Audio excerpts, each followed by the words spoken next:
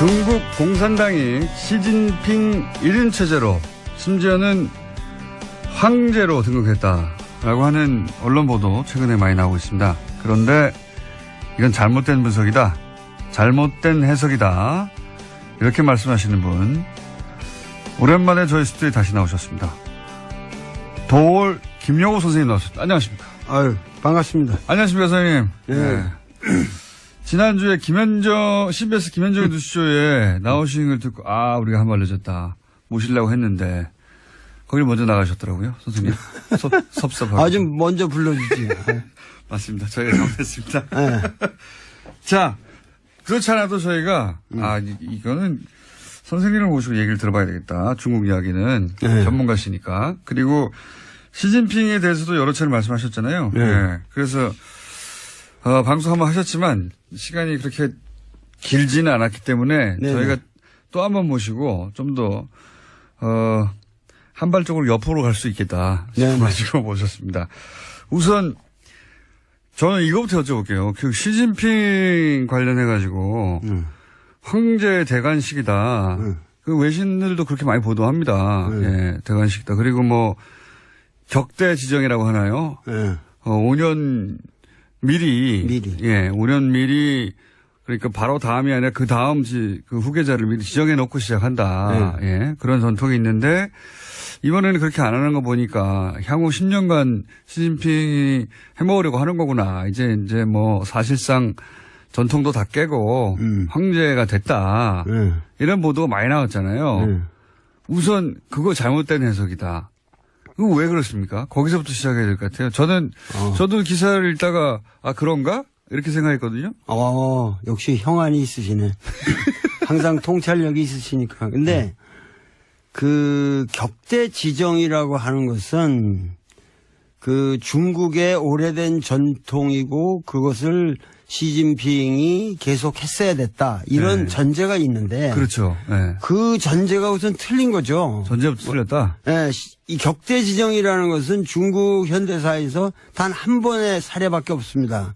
그것은, 등소평이 당시의 정황에서 이 문제를 해결해 나가는데 개혁 개방을 강력하게 추진하기 위해서는 강택민과 같은 상해파의 테크노크라트가 필요하다. 그래서 그 사람을 후계자로 지목을 하면서 근데 이 사람은 상당히 권력 의지가 강하고 그 패거리 의식이 강하기 때문에 주변에 떨거지들이 콱 둘러쌀 거다. 그러면은 중국이 위태롭다. 그래서 굉장히 그런 성향에 반대되는 인물로서 자기가 믿을 수 있는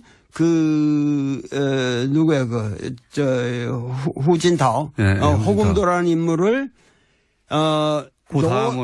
다음에는 네가 10년 해먹고, 그거 끝난 다음에 반드시 호금도로 해라. 해가지고, 그걸 격대 지정이라고 그랬는데, 그거는 이거 한 사례밖에 없어요. 그래요? 왜 그러냐면, 그 다음에 시진핑이 올라올 때는 격대 지정이고 아무것도 없는 상태에서, 시진핑은 그냥 올라온 거예요. 소위 말해서 강택민 상해파와 호금도, 후진타오, 공청단 안위성 사람인데, 안위파들 이래가지고, 그 사이에서 서로 견제할 때 하다가 엉뚱한 전혀 그 물망에 없었던 인물이 갑자기 튀어오르게 된 거예요. 그러니까 두 파를 견제시켜서 격대 지정이라는 게 오랜 전통이 아니라 유파가 계속 집권하게 되면은 이제 문제가 생길 것 같으니까 미리 정반대파를 지목해뒀고. 지목해뒀고. 그게 첫 번째 사례일 뿐, 그 이후로는 이런 전통에 의해서 계속 굴러간 게 아니다? 아니죠. 그래서, 시진핑이라는 사람은 격대 지정과 무관하게 계파 간의 이 밸런싱의 문제로 갑자기 이상하게 튀어올라가지고 된 사람이에요. 이쪽 파도 아니고 저쪽 파도 아니고. 저쪽 파도 아니고. 그리고 양쪽 파를 자기가 된다면 다 졌거든요. 어떤 의미에서. 그러니까는 이 5년 동안에 이 사람은 굉장히 피눈물 나는 노력을 했고 그 5년간의 결실 이후에 사실은 격대 지정할 이유가 없는 거죠. 왜냐하면 자기가 원하는 그러한 정책을 강력하게 밀기 위해서는 또다시 황태자를 만들면 이건 구식이란 말이죠. 그거는 봉건적인 그 지정 방식이거든요. 그러니까는 오히려 그런 것을 사실은 격대 지정을 안 한 것이 사실은 민주적인 정치 제도의 발전입니다. 오히려? 그렇죠. 오히려 그것은 중국 공산당이 나아갈 굉장히 훌륭한 길을 예시한 거예요. 왜 이런 얘기를 하냐면은 그런 것뿐만 아니라 개인적인 이런 누굴 황태자를 지정하고 뭐 이런 것뿐만 아니라 이것을 제도적으로 정착시키기, 그러니까 제도적인 어떠한 그 위반 사례가 없는 굉장히 치밀한 공정한 결정이라고 하는 것을 입증하는 것이 더 중요한 거는 칠상팔하라는 거거든요. 칠상파가 뭡니까? 칠상팔하. 67세까지만 정계에 올라갈 수 있고 68세가 되면 정확하게 니들은 다 물러나라. 그러면은 요번에 상무위원 이후 예를 들면 이 정치국 위원 25명 뿐만 아니라 그 밑에 뭐냐면은 204명의 중앙위원들 이 전체가 정확하게 칠상팔하의 원칙을 지켰습니다. 68세는 한마디로 말해서 한 명도 없다는 거예요.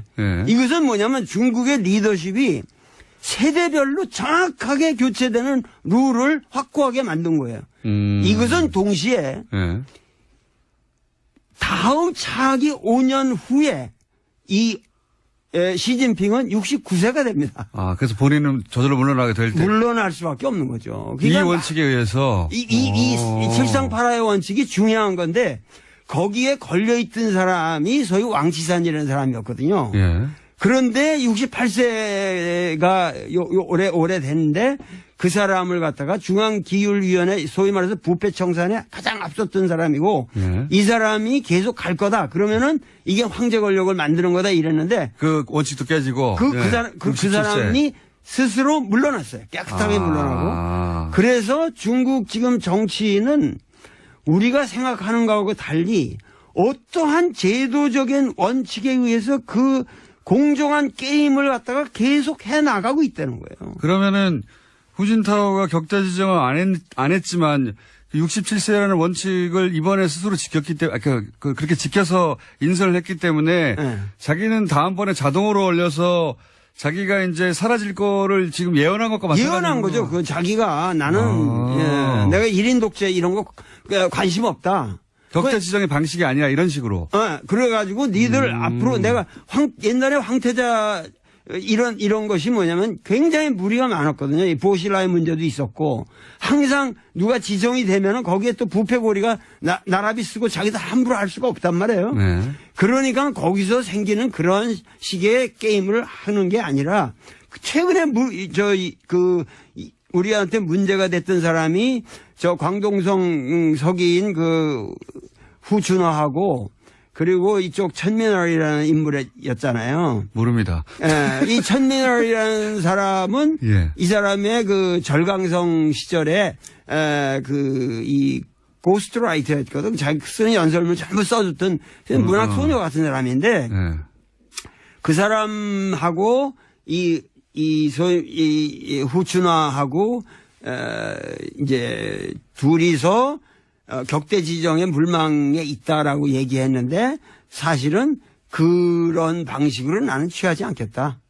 그러고서 니들은 공정하게 앞으로 5년 동안 25명 중에 1인으로서 거기서 이제 차기는 경쟁에서 성장해라. 올라와라. 그러니까 지금 사람은 5년 전에 내가 뭐 미래 해놓으면 교통사고로 죽을 수도 있고 어떻게 될지 모르는 거 아니에요. 그러니까 나는 저기를 안 하겠다는 거예요. 그러니까 내가 다음 후계자를 지정하는 방식 자체가 비민주적이다. 비민주적이라는 거죠. 그리고 계속 젊은 세대가 정치 교체를 해 나가려면 그냥 나이로 자르면 된다. 그렇죠. 이런 원칙을 천명한 것이지 그러니까 황제가 안 되겠다고 한 것이다. 이게 거꾸로 안 되겠다고 한 것이죠. 그리고 이 전체 3시간 반에 예. 그 장문에 이거를 내가 다 들었는데 연설을 3시간 반이나 했잖아요. 그거 다 들었어요, 내가. 실시간으로. 예. 그 감을 잡기 위해서. 근데 제일 마지막에 뭐라고 끝나는 줄 아세요? 뭐라고 그러냐면 청년이 흥하면 이 나라가 흥할 것이요. 청년이 강하면은 이 나라가 강할 것이다. 앞으로 이 청년들에게 꿈을 주는 정치를 못하면 이 나라는 끝이다. 이렇게 끝납니다. 마지막에. 그러니까 얼마나 이 세대가 변한다는 것에 대해서 이 사람은 신념을 가지고 있냔 말이죠. 그럼 우리 언론들은 이게 격자 지정이 안 됐기 때문에 이게 황제가 된 것이라고 그 선생님 말씀이 하자면 거꾸로 해석을 왜 이렇게 한 겁니까? 그것은 예. 그 중국 정치의 내면을 보지를 않고 소위 말해서 이 시진핑을 보는 시각도 맨날 시진핑은 태자당이다. 이 태자당은 아무 지금 그런 말 쑥 들어갔잖아요. 내가 옛날부터 그 넌센스다. 이 사람은 태자당도 아니고 전혀 그런 중국이라는 거를 갖다가 무슨 상해파, 태자당, 무슨 공청단파 이런 식으로 중국을 바라보면은 중국 정치를 근본적으로 보지 못한다는 것을 내가 옛날부터 얘기해 왔는데 이런 시각에서 중국을 분석하는 게 일본의 언론의 딱 틀입니까? 틀이에요. 아주. 그래서 우리나라 그 기자님들이 전혀 독자적인 견해를 가지고 중국을 바라보질 않고 지금 나처럼 아마 이 진지하게 이 연설문 하듯 읽고 분석한 사람들이 거의 없는 것 같아요. 그러니까는. 없겠죠. 네. 그러니까는 뭐냐면은 일본 기자들이 중국을 비하시키기 위해서 보는 시각에서만 본다는 거죠. 그러니까 저는 내가 중국을 뭐 이렇게 올린다 이런 게 아니라 네. 우리가 정확하게 중국에서 무슨 일, what's happening, 거기서 무슨 일이 일어났냐고 있는 것을 네. 정확하게 알아야만 우리의 미래를 위해서 중국을 어떻게 중국이라는 함수를 요리해 가느냐 하는데 정확한 전략과 그렇죠. 전술이 나올 수 있다는 거예요. 이거 완전 정반대 해석이네요. 그러니까 네. 근데 그게 일본이 중국을 바라보는 시각을 우리가 그냥 번역하면서 고스란히 들여와서 그렇다는 거죠? 그렇죠. 그렇죠. 네. 그러면은 지금 시진핑이 지금 청년을 말했고 또 동시에 신세대 중국 특색 사회주의라고 주장했는데 그런 말씀까지 다 아시네. 대단한 거예요. 이게 뭡니까? 굉장히 이상한 말이거든요. 신세대 중국 특색 사회주의. 신시대. 신시대. 근데 신시대 중국 특색 사회주의. 이거 시진핑에게 무슨 사상이 있냐? 네. 사람들이 자꾸 묻는데 시진핑은 뚜렷한 사상이 있어요. 어떤 게 있습니까? 뭐냐면 이번 전체 여기 3시간 반의 연설을 치밀하게 분석해 보면 놀라운 게 있습니다. 무슨 얘기냐면은 공산주의라는 것은 우리가 이론적으로 여기 다 아시겠지만 뭐냐면 역사를 이 발전적으로 보는 거 발전 단계로 보는 것이고 그리고 그 역사가 그 변칙법적 발전을 하는 가장 추동력이라고 하는 것이 소위 말해서 생산력과 생산 관계의 모순이라는 거란 말이에요. 네, 마르크스의 주장이. 네, 마르크스의 주장에 그래서 그것이 생산 양식을 형성하는데 그게 하부 구조를 이루고 거기서 이제 상부 구조가 놀아난다 이런 얘기인데 이 사람은 완전히 그런 구태의연한 틀을 깼어요. 그러면 중국의 진정한 주요 모순은 뭐냐? 맨날 우리나라 주요 모순 그 논쟁이 있잖아요. LA NLPD. PD 뭐 이런 거. 근데 이 사람의 중국 사회의 주요 모순은 국민들의 아름다운 삶, 美好的生活, 아름다운 생활에 대한 열망. 그 아주 표현이 절묘해. 아름다운 생활에 대한 열망과 이 불균형의 엉터리 여태까지 발전 사이의 모순이 주요 모순이다. 그러니까는 그 아름다운 생활, 삶을 향한 국민들의 열망이라는 건 뭐냐? 양극화를 그렇게 표현한 겁니까? 그렇죠. 참 샤프하시네. 뭐냐면 여태까지는 이 등소평 이래 개혁개방 30년의 모든 그 모델은 선부. 특정한 놈, 흥묘 백묘로 해가지고 어떤 놈이든 돈 많이 벌어라. 그럼 우리가 인정해줘 지원해주겠다. 그러면 거기서 콩고물 떨어지는 거 분배한다. 이런 선부론이 중국을 망쳐왔다는 거예요. 그래서 이 선부론을 이제는 뭐냐면 공유한다는 공산주의의 공짜로 공부론으로 바꿔야 된다. 그리고 공향, 그 모든 부를 같이 국민들이 향유해야 된다. 그리고 국민이 주체가 돼야 된다. 단, 이 국민이 주체가 되도록 만들기 위해서는 중국의 현실상, 그게 중국 특색이라는 거예요. 중국 공산당의 영도력을 무시하면 안 된다. 근데 중국 공산당의 영도력을 강화시키려면 가장 방해 요소가 인간의 허약성. 뭐냐면 부패다, 이거 부패. 그래서 중국 공산당의 영도력을 강화시키기 위해서는 중국 공산당을 쳐야 된다는 거야. 이놈들이 전부 부패해가지고 국민들의 그 신망을 얻지 못하기 때문에 중국이 여태까지 난항해왔다. 그러면 이 난항해온 이 중국을 바로잡기 위해서 부정한 현실을 정자정야, 정치라는 것을 오로지 바로잡는 것이고 내가 10년 동안 할 거라고 하는 것은 실제로 이러한 잘못된 것을 바로 잡는 것밖에 없다. 그래서 뭐냐면은 종연 찔당 뭐냐면 종엄 치당이라고 그러지. 당은 엄격하게 다스린다. 그러니까 중국식 그 사회주의를 할 텐데 그래서 이제 당이 이끄는 개혁을 계속 해 나갈 텐데 그런데 지금까지는 당이 썩어가지고 소위 이제 인민들의 삶이 양극화되는 걸 막지 못했다. 막지 못한 거죠. 그러니까 당을 쳐서 당을 굉장히 깨끗하게 만들고 그 역할을 당이 계속 해 나가도록 하겠다. 뭐 이런 거네요. 그러니까 우리나라도 지금 문재인 대통령도 내가 얘기하는 거는 이사회의 적폐가 아니라 정의롭지 못한 이사회의 구조를 정의롭게 바꾸는 작업을 하는 것이고 그 작업에 있어서는 가차없이 단호하게 철저하게 끝까지 남김없이 다스까지 다 처단해야 한다는 거야. 다 처단해야 한다는 거야. 다스까지. 특별히 좋아하시네. 난 다스가 뭔지도 모르고 내 얘기를 했는데. 갑자기, 시진핑에서 다스까지 오셔가지고. 알겠습니다. 어떤 의미에서는 그 문재인 대통령과 맥이 닿는 부분도 있습니다. 그죠? 그렇죠. 그 문재인 대통령을 우리가 소득주도 성장이라든가 지금 정책 방향하고 그런 것을 했는데 소위 말해서 이 중국 특색 사회주의의 그 오위일체라는 게 있어요. 이 사람 사상 오위일체. 기독교에서는 삼위일체라고 그러잖아요. 근데 오위일체인데 오위일체라는 게 뭐냐면은 경제건설, 정치건설, 문화건설, 사회건설, 생태문명 건설이 하나다는 거, 일체다.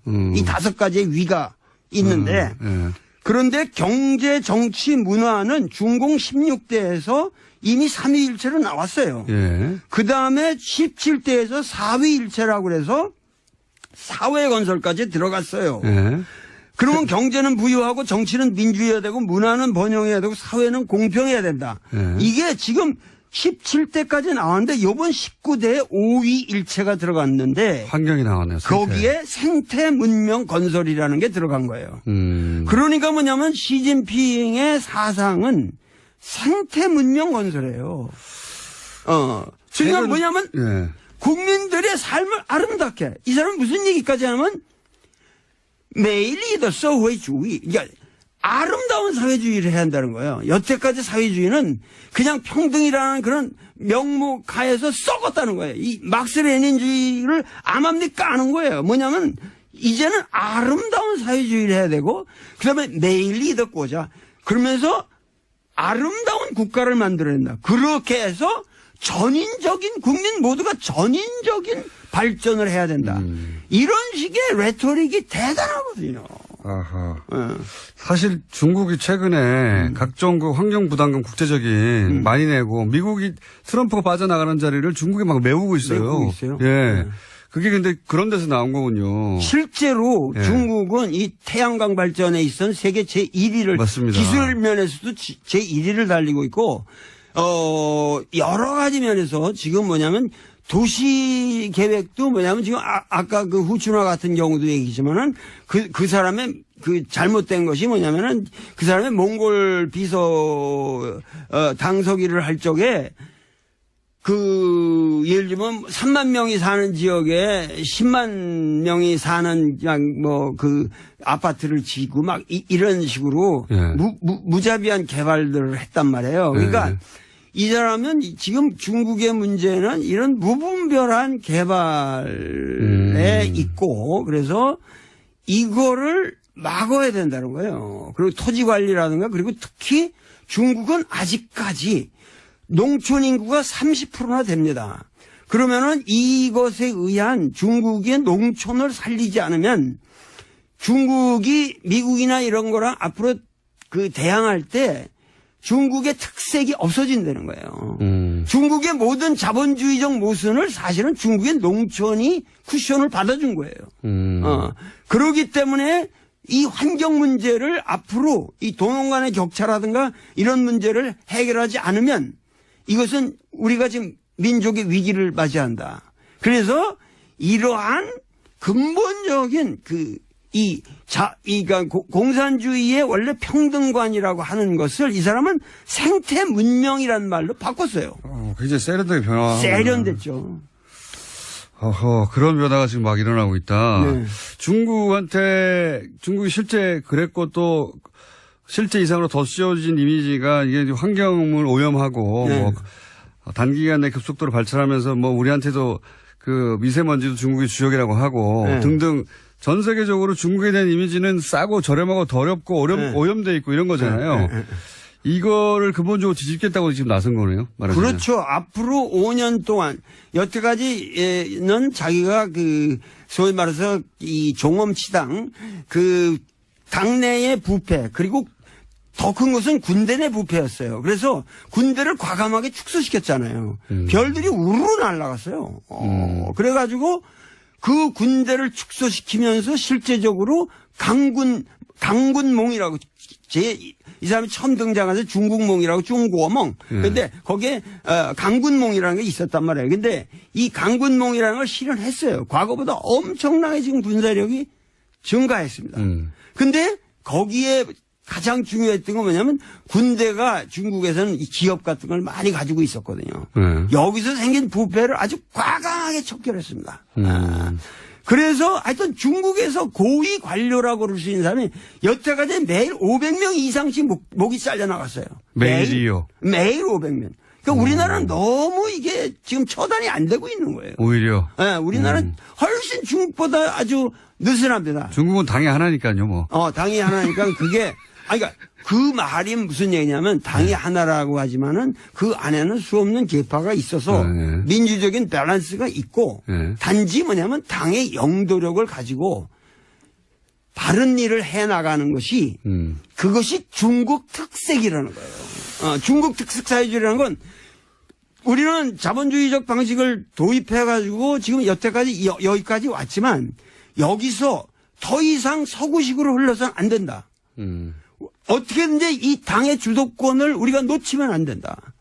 그러니까 여태까지 뭐 료샤오퍼라든가 이런 사람도 훌륭한 분이고 노벨상도 받고 그랬지만 그분의 문제는 너무도 모델이 단순하게 서구 자유주의였다고. 그러니까 국민들에게 설득력이 부족했던 거예요. 그러니까는 이러한 문제들을 감안해서 이 시진핑은 고민이 있는 거예요. 우리가 지금 이 시점에서 이 세계 인류 평화를 위해서 우리가 할 수 있는 일이라고 하는 것은 중국 공산당의 영도력을 살려가면서 어떻게 하면은 생태 문명을 건설하고 그야말로 메이하우드 정말 아름다운 국민들의 삶을 보장하느냐. 미국을 넘어서는 중국을 만들고 싶은 거네요, 말하자면. 그러니까 과거에는 우리가 과거에는 중국과 미국의 모든 우리가 우리가 미국하고 한국을 생각해도 항상 나도 왜 미국 유학을 갔겠어요? 왜 내가 하버드니 이런 걸 그렇게 쳐다보고 그 가서 고생을 했겠어요? 그 미국에 대한 향심이 있고 미국이 선진국이고 그러니까. 미국이 위대하다 이렇게 생각했단 말이에요. 그렇죠. 그런데 지금 과거에 뭐 저 미국이 중국에다 대고 뭐 인권 문제 딱 하면 컴플렉스가 있었단 말이에요. 있었죠. 근데 이제는 뭐냐면은 인권이 제일 들어온 나라가 미국이고 자본이 제일 들어온 나라가 미국이고 자유가 제일 없는 나라가 미국이고 여행 가기 제일 불편한 나라가 미국이고 금융 사기가 제일 많은 나라가 미국이고 이런 미국에 대해서 우리는 더 이상 미국이 말하는 세계관 그들의 말하는 가치관에 우리가 복속될 필요가 없다. 요번에 3시간 반 동안 계속 그 연설 내용이 뭐냐면 중국인의 가치관을 가지고 우리의 다른 척도를 가지고 우리 중국 공산주의의 미래를 봐야 된다. 그러니까 이 사람은 아주 뼛속 깊은 우리가 잠깐만 여기서 우리 언론인들이 시진핑을 바라볼 때 꼭 우리 자유민주주의처럼 쳐다보는 거고 그런 시각에서 볼 때 이 사람이 좀 삐딱하게 나간다 이렇게 본다고. 시진핑은 뼛속 깊이 빨갱이에요. 공산주의라고 소신 있는 공산주의자고 어려서부터 공산주의자로 컸고 그 공산주의적 신념을 우리는 놓치면 안 된다는 거예요. 그러니까 우리가 이걸 조심해야 됩니다. 아, 이거 짧은 시간 열강이었습니다. 일단 박수 한번 치고 저 혼자. 들으시는 분들도 네, 박수 치고 있을 거라고 봅니다.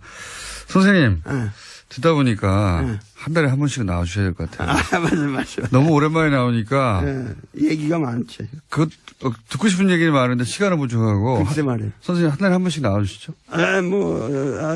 생각해 봅시다. 나는 어준이가 너무 좋아가지고. 어준이의 그 쾌활한 웃음이 없으면 우리 국민들이 참 서글플 거예요. 선생님 가시기 전에 단답형으로 몇 가지만 말씀해 주시죠. 예. 시간이 거의 다 되긴. 이거 빨리 해야 되는데. 지나갔어요. 지나가서 오늘 질문 굉장히 많은데 질문 2개 했는데 여기까지 온 겁니다. 질문지는 10개인데. 트럼프는 어떤 사람입니까? 간단하게 얘기하면. 좀 시간은 지났는데 짧게 해주시죠. 트럼프는 훌륭한 사람이죠. 왜냐하면은 미국의 진정한 모습을 아주 솔직하게 보여주는 그건 위대한 리더예요. 여태까지 미국은 케네디부터 여태까지 쭉 뭐냐면 위장된 리더십이었거든요. 이 사람은 honest 리더십. 지금 미국의 수준을 그대로 드러내는 것이다. 그렇죠. 미국이 원래 그런 나라예요.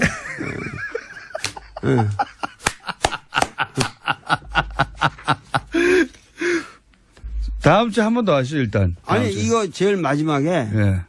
그, 앞으로 이 시진핑에 대해서 우리가 어떠한, 어떻게 상대해야 되느냐?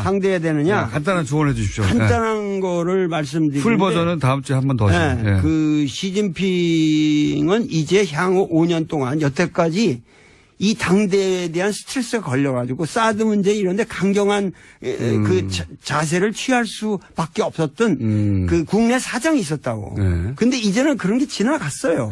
그리고 개인 리더십이 강화된 것은 사실이고 그리고 카리스마가 이렇게 확보됐기 때문에 우리가 외교하기가 더 쉬워졌다는 거예요. 오히려? 오히려 쉬워졌어요. 그래서 이 시진핑을 집중 공격을 해야 되는데 시진핑을 집중 공격하는 방향에 공략을 해야 된다는 거죠. 공략.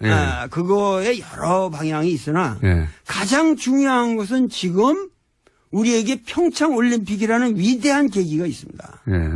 그렇기 때문에 이 평창 올림픽 다음에 그 다음 올림픽이 북경 올림픽으로 돼 있기 때문에 그 다음 개최국의 원수가 참석하는 것도 관례고 그리고 우리가 지금 이 문재인 대통령이 만나질 못했거든요. 여태까지 정상회담을 못했기 때문에 만나긴 했지만 정상회담 아니었고 정상회담을 못했죠. 그렇기 때문에 정상회담 겸 해서 시진핑을 초청을 해야 되는데 내가 얘기하는 건 우리가 국민들이 매스컴이건 뭐든 그 사람이 폼나게 좀 올 수 있도록 폼나게 해줘야 된다. 폼나게 뭐냐면 이 남북 문제가 또 결려 있단 말이에요. 그러면 이 평창 올림픽을 하나의 세계적인 세계인들이 모이는 자리에서 이 시진핑으로 하여금 자기들이 말하는 중국에 지향하는 이 동아시아 문명에 지향하는 바가 바로 이 평창 올림픽에서 구현하려고 하는 평화 정신이다. 네. 이래가지고 북한도 참여하고 이렇게 해서 평창 올림픽을 소위 말해서 그 트럼프가 지금 추진하고 있는 그런 모든 밀리터리즘의 그런 어떤 고립주의와 그 독선주의에서 벗어나서 중국 문명의 어떠한 그 점잖은 당나라 때와 같은 그런 의젓한 모습을 평창 올림픽에서 드러낼 수 있도록 그래서 기회를 줘야 된다. 전 세계인들이 한국이야말로 평화의 기수고 평화의 전당이고 한국 민족들은 남북한이 다 합쳐서 이런 올림픽 하나도 멋있게 진행하고 있구나. 이런 이 평창 올림픽을 앞으로 집중적으로 나라도 좀 특사로 보내주면은 내가 시진핑을 멋있게 설득해가지고 이게 좀 이런 분위기를 만들어야 된다고. 평창 올림픽 대사가 오늘 방송에 출연했고요.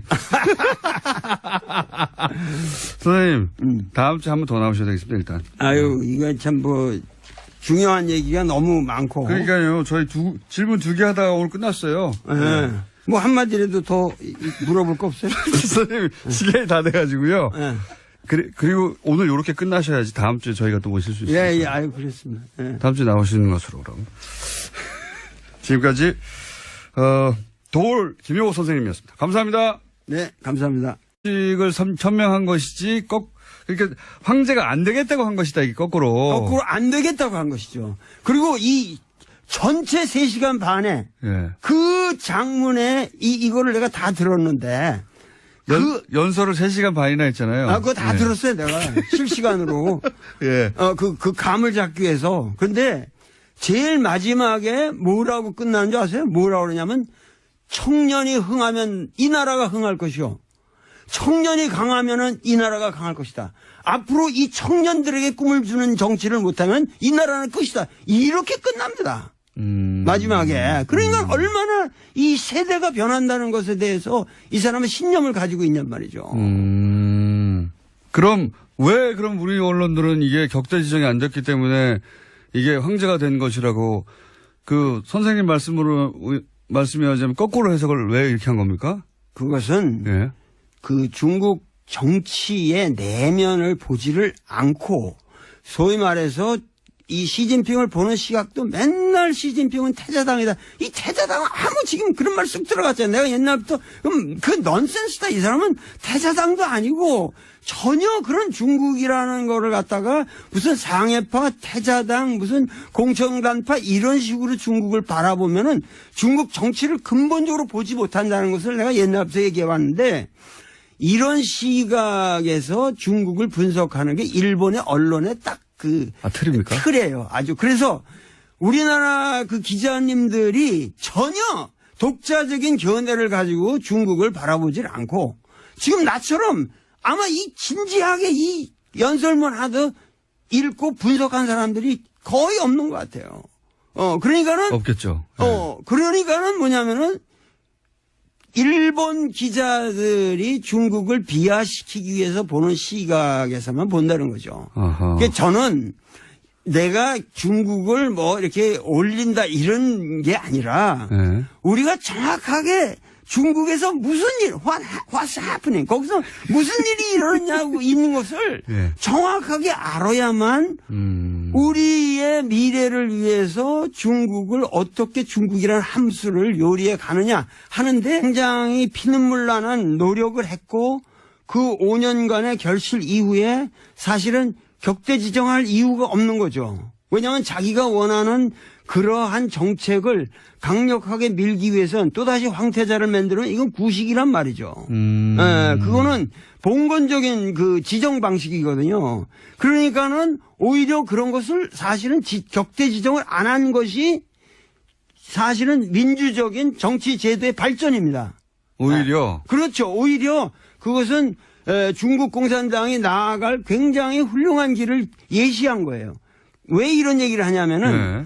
그런 것뿐만 아니라 개인적인 이런 누굴 황태자를 지정하고 이런 것뿐만 아니라 이것을 제도적으로 정착시키기, 그러니까 제도적인 어떠한 그 위반 사례가 없는 굉장히 치밀한 공정한 결정이라고 하는 것을 입증하는 것이 예.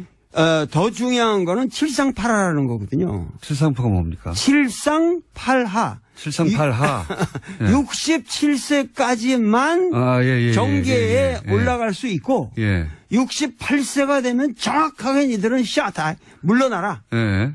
그러면은 요번에 상무위원 이후 예를 들면 이 정치국 위원 25명 예. 뿐만 아니라 그 밑에 뭐냐면은 204명의 중앙위원들 예. 이 전체가 예. 정확하게 칠상팔하의 원칙을 지켰습니다. 어허. 68세는 한마디로 말해서 한 명도 없다는 거예요. 예. 이것은 뭐냐면 중국의 리더십이 세대별로 정확하게 교체되는 룰을 확고하게 만든 거예요. 이것은 동시에 예. 다음 차기 5년 후에 이 시진핑은 69세가 됩니다. 아, 그래서 본인은 저절로 물러나게 될 때. 물러날 수밖에 없는 거죠. 이 원칙에 의해서. 이 칠상팔하의 원칙이 중요한 건데 거기에 걸려있던 사람이 소위 왕치산이라는 사람이었거든요. 예.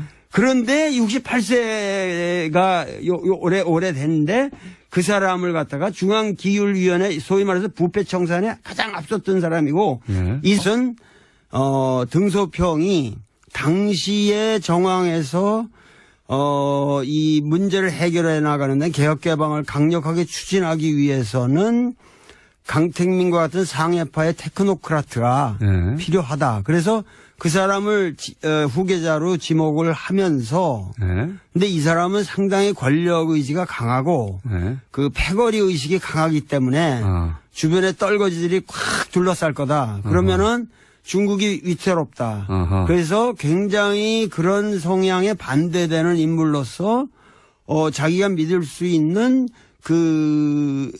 누구야 후진타오 예, 호금도라는 인물을 그 다음에는 네가 10년 해먹고 그거 끝난 다음에 반드시 호금도로 해라. 해가지고 그걸 격대 지정이라고 그랬는데 네. 그거는 이거 한 사례밖에 없어요. 그래요? 왜 그러냐면 그 다음에 시진핑이 올라올 때는 격대 지정이고 아무것도 없는 상태에서 시진핑은 그냥 올라온 거예요. 이 소위 말해서 강택민 상해파와 이 호금도 후진타오 공청단 이 안희성 사람인데 안희파들 뭐 이래가지고 그 사이에서 서로 견제할 때 하다가 엉뚱한 전혀 그 물망에 없었던 인물이 갑자기 튀어오르게 된 거예요. 그러니까 두 파를 견제시켜서 격대 지정이라는 게 오랜 전통이 아니라 유파가 계속 집권하게 되면은 이제 문제가 생길 것 같으니까 미리 정반대파를 지목해 뒀고. 그게 첫 번째 사례일 뿐 그 이후로는 이런 전통에 의해서 계속 굴러간 게 아니다. 아니죠. 그래서 이 시진핑이라는 사람은 격대 지정과 무관하게 계파 간의 이 밸런싱의 문제로 갑자기 이상하게 튀어올라가지고 된 사람이에요. 이쪽 파도 아니고 저쪽 파도 아니고. 저쪽 파도 아니고. 그리고 양쪽 파를 자기가 된다면 다 졌거든요. 어떤 의미에서. 그러니까는 이 5년 동안에 이 사람은 굉장히 중국 공산당이 시진핑 1인 체제로 심지어는 황제로 등극했다라고 하는 언론 보도 최근에 많이 나오고 있습니다. 그런데 이건 잘못된 분석이다. 잘못된 해석이다. 이렇게 말씀하시는 분 오랜만에 저희 스튜디오에 다시 나오셨습니다. 도올 김용호 선생님 나오셨습니다. 안녕하십니까? 반갑습니다. 안녕하십니까 선생님. 네. 지난주에 CBS 김현정의 뉴스쇼에 나오신 걸 듣고 우리가 한 발 늦었다. 모시려고 했는데 거기를 먼저 나가셨더라고요. 선생님. 섭섭하고. 좀 먼저 불러주지. 맞습니다. 저희가 잘못했습니다. 자, 그렇지 않아도 저희가 이거는 선생님을 모시고 얘기를 들어봐야 되겠다. 중국 이야기는 전문가시니까. 그리고 시진핑에 대해서도 여러 차례 말씀하셨잖아요. 네. 네. 그래서 방송 한번 하셨지만 시간이 그렇게 길지는 않았기 때문에 네네. 저희가 또 한 번 모시고 좀 더 한 발쪽으로 옆으로 갈 수 있겠다 싶어가지고 모셨습니다.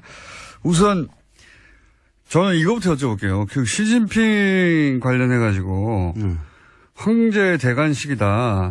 그 외신들도 그렇게 많이 보도합니다. 예, 대관식이다. 그리고 뭐 격대 지정이라고 하나요? 5년 미리. 예, 5년 미리 그러니까 바로 다음이 아니라 그 다음 그 후계자를 미리 지정해 놓고 시작한다. 예, 그런 전통이 있는데 이번에는 그렇게 안 하는 거 보니까 향후 10년간 시진핑이 해먹으려고 하는 거구나. 이제 뭐 사실상 전통도 다 깨고 황제가 됐다. 이런 보도가 많이 나왔잖아요. 우선 그거 잘못된 해석이다. 그거 왜 그렇습니까? 거기서부터 시작해야 될 것 같아요. 저도 기사를 읽다가 그런가? 이렇게 생각했거든요. 역시 형안이 있으시네. 항상 통찰력이 있으시니까. 근데 그 격대 지정이라고 하는 것은 그 중국의 오래된 전통이고 그것을 시진핑이 계속 했어야 됐다. 이런 전제가 있는데. 그렇죠. 네. 그 전제가 우선 틀린 거죠. 전제부터 틀렸다? 네. 이 격대 지정이라는 것은 중국 현대사에서 단 한 번의 사례밖에 없습니다. 그 사람이 계속 갈 거다. 그러면은 이게 황제 권력을 만드는 거다 이랬는데. 그 원칙도 깨지고. 그 사람이 스스로 물러났어요. 깨끗하게 물러나고. 그래서 중국 지금 정치인은 우리가 생각하는 거하고 달리 어떠한 제도적인 원칙에 의해서 그 공정한 게임을 갖다가 계속 해 나가고 있다는 거예요. 그러면은 후진타오가 격대 지정을 안 했지만 67세라는 원칙을 이번에 스스로 지켰기 때문에 그렇게 지켜서 인선을 했기 때문에 자기는 다음번에 자동으로 올려서 자기가 이제 사라질 거를 지금 예언한 것과 마찬가지로. 예언한 거죠. 그 자기가 나는 내가 1인 독재 이런 거 관심 없다. 격대 지정의 방식이 아니라 이런 식으로. 그래가지고 니들 앞으로 내가 옛날에 황태자 이런 것이 뭐냐면 굉장히 무리가 많았거든요. 이 보실라의 문제도 있었고 항상 누가 지정이 되면은 거기에 또 부패고리가 나라비 쓰고 자기들 함부로 할 수가 없단 말이에요. 네. 그러니까 거기서 생기는 그런 식의 게임을 하는 게 아니라 최근에 우리한테 문제가 됐던 사람이 저 광동성 서기인 그 후춘화하고 그리고 이쪽 천민월이라는 인물이었잖아요. 모릅니다. 이 천민월이라는 사람은 이 사람의 그 절강성 시절에 이 고스트라이터였거든. 자기 쓰는 연설문을 전부 써줬던 문학 소녀 같은 사람인데 그 사람하고 이 후춘화하고 이제 둘이서 격대 지정의 물망에 있다라고 얘기했는데 사실은 그런 방식으로 나는 취하지 않겠다. 그러고서 니들은 공정하게 앞으로 5년 동안 25명 중에 1인으로서 거기서 이제 차기는 경쟁에서 성장해라. 올라와라. 그러니까 지금 사람은 5년 전에 내가 뭐 미래 해놓으면 교통사고로 죽을 수도 있고 어떻게 될지 모르는 거 아니에요. 그러니까 나는 저기를 안 하겠다는 거예요. 그러니까 내가 다음 후계자를 지정하는 방식 자체가 비민주적이다. 비민주적이라는 거죠. 그리고 계속 젊은 세대가 정치 교체를 해 나가려면 그냥 나이로 자르면 된다. 그렇죠. 이런 원칙